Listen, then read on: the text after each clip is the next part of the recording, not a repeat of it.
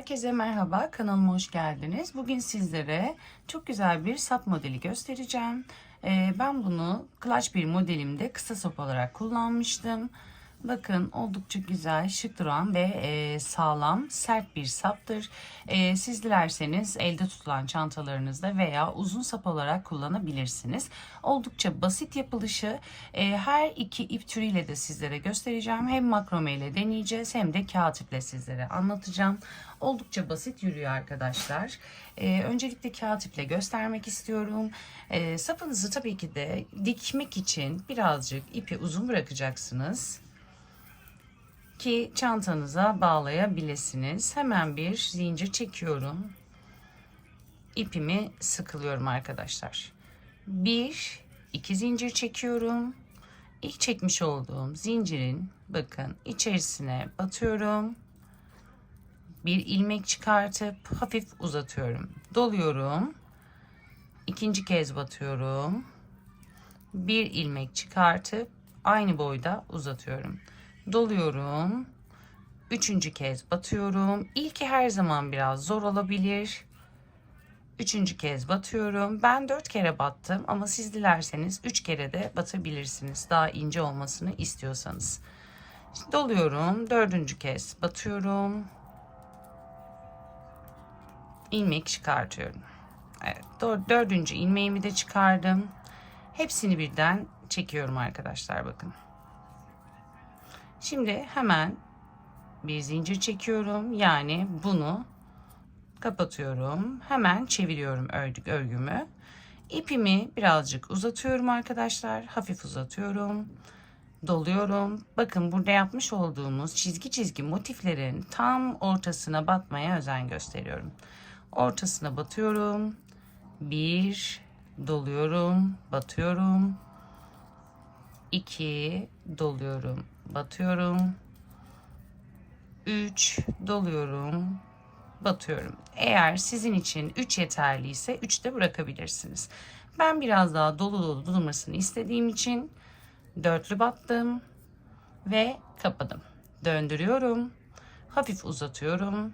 Doluyorum. Tam ortasına arkadaşlar bakın arkadan da göstereyim.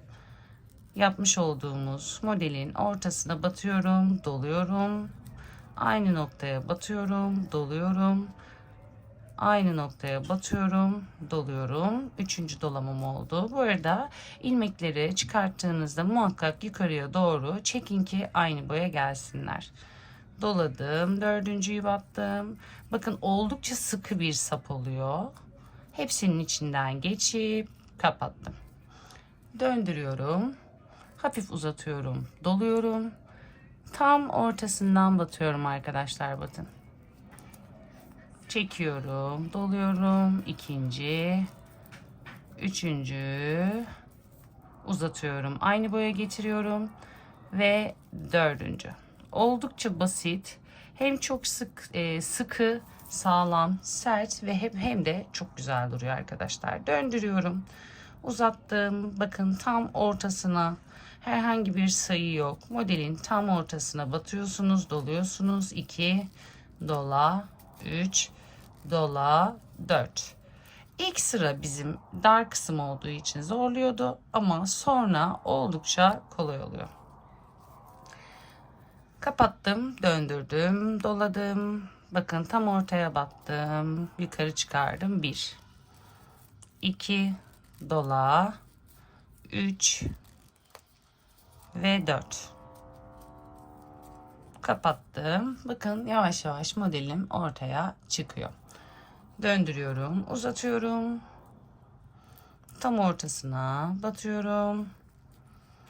1, 2, 3 ve 4. Evet arkadaşlar. Oldukça basit. Bu şekilde bitiriyoruz. Bakın. Oldukça basit yürüyen, çok şık bir model. Uzatalım. Birkaç sıra daha yapayım. En azından biraz daha uzasın. Nasıl gözükeceğini görmüş olursunuz. 4. Kapattım. Döndürdüm. Bakın hiçbir şey yapmıyorum. Uzattım. Ortaya battım. 1, 2,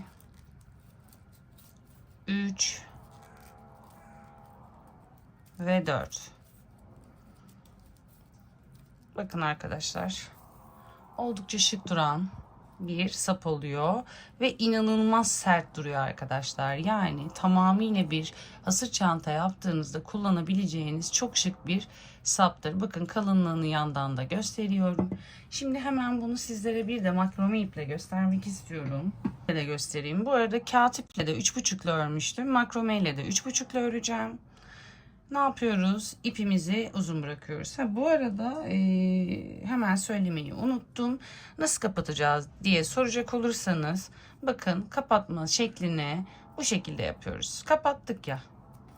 Zincir çekip bitiriyoruz. İpimizi uzun bırakıp dikmek için kesiyoruz. Sapları çantanıza dikeceğiniz için muhakkak başlangıç ve son bitirdiğiniz ipi uzun bırakınız. 1 zincir çektim, ipimi sıkıladım. 2 zincir çektim. İlk yapmış olduğum zincirin içine batıyorum. 1 2 3.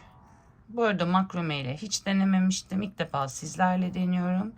Ve 4. Hepsini birden çektim. Bir zincir çektim, döndürdüm. Doluyorum. Bakın tam ortasına batıyorum.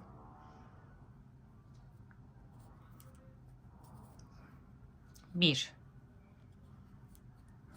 2 uzatmak istediğiniz kadar uzatın. 3 ve 4. Kapatalım, döndürelim, uzatalım. Tam ortaya. 1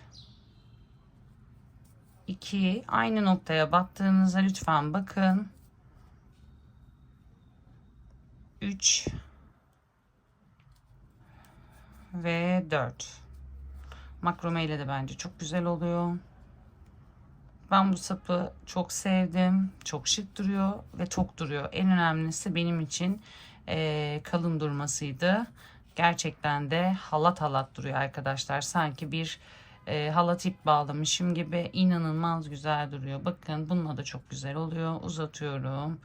Tam ortasına batıyorum. 1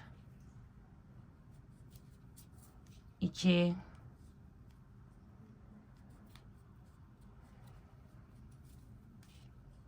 3 ve 4.